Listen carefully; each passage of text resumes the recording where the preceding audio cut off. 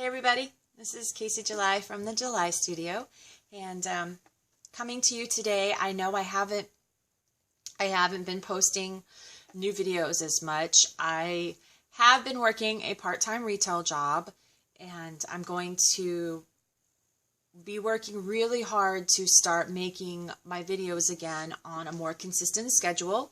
As some of you may know, when you start a retail job part-time, you're thinking, oh, I'm not going to let them suck me in. Even when you're working for a good company, even when you have a good manager, and you're like, oh, I'm just going to give them my 24 hours a week, and then I'm going to go home and do my thing. And then they start saying, well, can you come in early on Wednesday? Can you stay late on Thursday? Can you change dates on Friday with somebody else? So, I'm the type of person that when I sew, I like to sew in like 10-hour blocks. Some people like to sew a few minutes here and a few minutes there. Oh, by the way, my shirt says, I sew, therefore I swear. For all of you that want to know. Great. Saw it online. Had to have it. But for me, segue, shiny squirrel.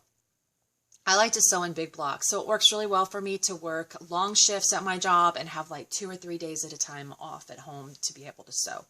That being said, I recently got into a whole bunch of Facebook groups that are the no sell, no advertise, just talk about sewing groups. And I keep seeing the reoccurring theme over and over and over again, and I'm just going to kind of condense the verbiage down of people saying, I've been cheated. I've been cheated, I've been cheated, I've been cheated. And obviously this is something that I have been dealing with for years, and it has disturbed me to the point where I find that I'm silently thinking about this all the time now in the back of my mind. Thinking about how this trend of going from a seamstress or somebody who could sew well was a valuable person in society, a valuable person, even if they were seen as someone like a theater group or something that they were seen as a lowly person as far as like society, they valued. You would have women who would own dress shops. You would have women and men who would own tailor shops. You would have women and men who would own millinery shops. You would have people in the theater. You would have theater marms that had been in the theater for 100 years. You would have, we still note who made Marie Antoinette's dresses. We still note people who work in modern day time, who makes Kat Von D's corsets. If you're running these circles, you know who these people are. We know names of people, designers, Calvin Klein, like we spit these names out and we uphold these people. But when you run into a person on your day-to-day basis that sews, you treat them like shit. And I just have been internalizing this information and trying to mentally figure out how we got to this point where an individual spends 18 years with schooling, mentors, tutorials, classes, and they learn how to sew.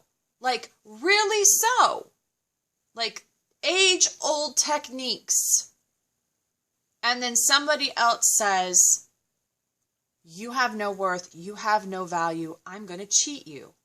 I'm not going to pay you what I owe you. I'm going to block you on social media. I'm going to say bad things about your business. I'm going to flat out steal your work and use it without crediting you.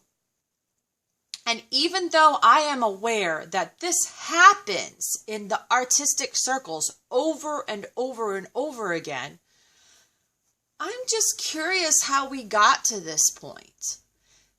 And the sewing and the seamstressing is what's personal to me.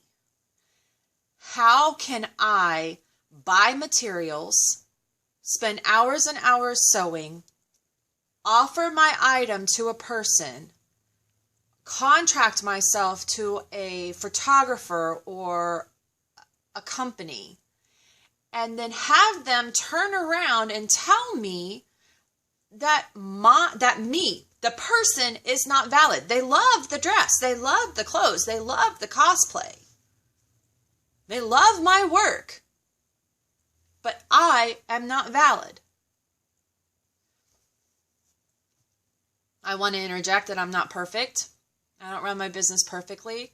I have had times where I have had a shitty communication with my clients. I have had times where my depression and my financial situation stops me from doing things the way I want to do things. But I'm telling you, Walmart doesn't sell 1 gallon of milk a day and stay open. Walmart sells thousands and thousands and thousands of gallons of milk along with everything else. McDonald's doesn't sell 1 hamburger a day and stay open. And a seamstress or a costume designer or a sewist cannot sell 1 article of clothing or have 1 client and stay open. And they are not offering you all of these services. They are not your secretary. They are not your maid. They are not your scheduler. They are not, driving, expecting people to drive around and drop things off and pick things up and meeting people places. They're not your personal assistant. They're just offering the service of sewing for you. So all that being said, for those of us who are passionate about seamstressing, who are passionate sewists, who are passionate designers, obviously we're not going to stop. We're not going to stop sewing. We're not going to stop designing. We're not going to stop doing these things. And I'm going to keep thinking about this stuff, and I'm going to keep blogging and vlogging about it. I'm going to start pulling you back into my world again, and I'm going to be proud of who I am and what I do. And I'm not going to let people determine my worth for me anymore. I have the skill, I have the education, and I also have the desire and the drive to continue to learn, to continue to grow. I'm always learning new skills, and that is what counts. That is what counts. So, Casey July from the July Studio, comment down below. Let me know how you think. Let me know how you feel.